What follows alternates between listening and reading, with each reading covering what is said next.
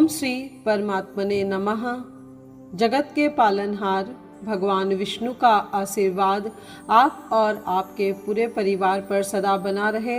आप सभी का हर दिन शुभ हो। आज के वीडियो में आप सुनेंगे पद्म पुराण के उत्तरखंड के अध्याय 171 को, जिसमें आश्विन मास की इंदिरा एकादशी के महात्म्य का वर्णन किया गया है। युधिष्ठिर ने पूछा, मधुसूदन, कृपा करके मुझे यह बताइए कि आश्विन के कृष्ण पक्ष में कौन सी एकादशी होती है। भगवान श्री कृष्ण बोले, राजन, आश्विन कृष्ण पक्ष में इंदिरा नाम की एकादशी होती है। उसके व्रत के प्रभाव से बड़े बड़े पापों का नाश हो जाता है। नीच योनि में पड़े हुए पितरों को भी यह एकादशी सद्गति देने वाली है। राजन, पूर्व काल की बात है। सतयुग में इंद्रसेन नाम से विख्यात राजकुमार थे, जो अब माहिष्मतीपुरी के राजा होकर धर्म पूर्वक प्रजा का पालन करते थे। उनका यश सब और फैल चुका था।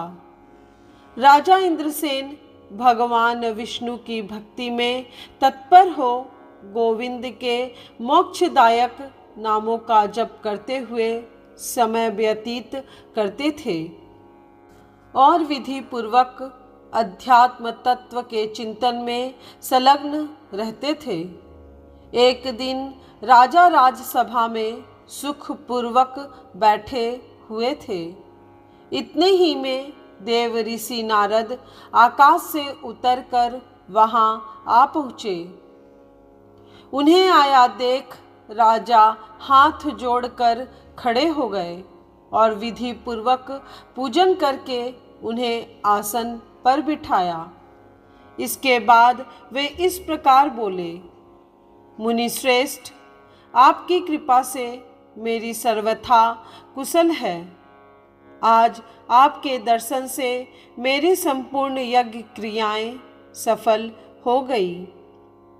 देवर्षि, अपने आगमन का कारण बताकर मुझ पर कृपा करें। नारद जी ने कहा, नृपश्रेष्ठ, मेरी बात तुम्हें आश्चर्य में डालने वाली है। मैं ब्रह्मलोक से यमलोक में आया था। वहाँ एक श्रेष्ठ आसन पर बैठा और यमराज ने मेरी भक्ति पूर्वक पूजा की। उस समय यमराज की सभा में मैंने तुम्हारे पिता को भी देखा था। वे व्रत भंग के दोष से वहाँ आए थे।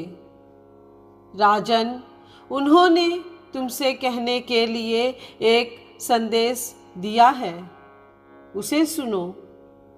उन्होंने कहा है, बेटा, मुझे इंदिरा के व्रत का पुण्य देकर स्वर्ग में भेजो। उनका यह संदेश लेकर मैं तुम्हारे पास आया हूँ। राजन, अपने पिता को स्वर्गलोक की प्राप्ति कराने के लिए इंदिरा का व्रत करो। राजा ने पूछा, भगवान, कृपा करके इंदिरा का व्रत बताइए। किस पक्ष में, किस तिथि को और किस विधि से उसका व्रत करना चाहिए। नारद जी ने कहा, राजेंद्र, मैं तुम्हें इस व्रत की शुभ कारक विधि बतलाता हूँ। आश्विन मास के कृष्ण पक्ष में दशमी के उत्तम दिन को श्रद्धा युक्त चित्त से प्रातः काल स्नान करें। फिर मध्याह्न काल में स्नान करके एकाग्र चित्त हो एक समय भोजन करें तथा रात्रि में भूमि पर सोए। रात्रि के अंत में निर्मल प्रभात होने पर एकादशी के दिन दातुन करके मुंह धोए। इसके बाद भक्ति भाव से निम्नांकित मंत्र पढ़ते हुए उपवास का नियम ग्रहण करें। कमल नयन भगवान नारायण, आज मैं सब भोगों से अलग हो निराहार रहकर कल भोजन करूँगा। अच्युत आप मुझे शरण दे। इस प्रकार नियम करके मध्याह्न काल में पितरों की प्रसन्नता के लिए सालग्राम शिला के सम्मुख विधि पूर्वक श्राद्ध करें तथा दक्षिणा से ब्राह्मणों का सत्कार करके उन्हें भोजन करावे। पितरों को दिए हुए अन्नमय पिंड को सूंघ कर विद्वान पुरुष गाय को खिला दे। फिर धूप और गंध आदि से भगवान ऋषिकेश का पूजन करके रात्रि में उनके समीप जागरण करे। तत्पश्चात सवेरा होने पर द्वादशी के दिन पुनः भक्ति पूर्वक श्री हरि की पूजा करे। उसके बाद ब्राह्मणों को भोजन कराकर भाई बंधु नाती और पुत्र आदि के साथ स्वयं मौन होकर भोजन करे।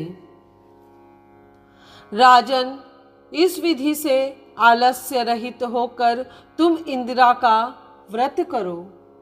इससे तुम्हारे पितर भगवान विष्णु के वैकुंठ धाम में चले जाएंगे। भगवान श्री कृष्ण कहते हैं, राजन, राजा इंद्रसेन से ऐसा कहकर देव ऋषि नारद अंतर्ध्यान हो गए।